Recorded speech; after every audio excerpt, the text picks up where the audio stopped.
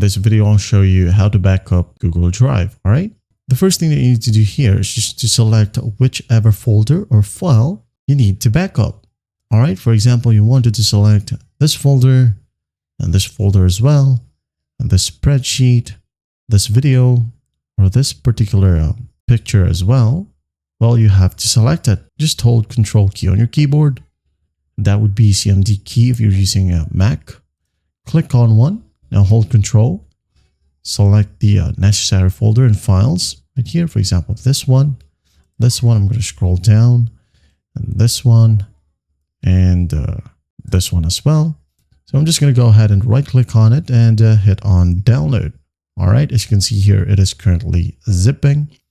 Depending on the file size, the zipping might take a while and the download progress might take a while as well. Let's just wait for it. Now, while waiting, you can go ahead and select all folders from here. Okay. Just go ahead and click on a blank space right here in your Google Drive. Now, hold Control plus A on your keyboard. Right here, as you can see, all the folders and files have been highlighted.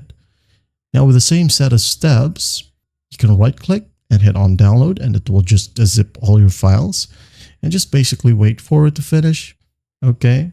Or you have the download button right here as well. Now it's almost done. Let's wait for it. So basically it's done.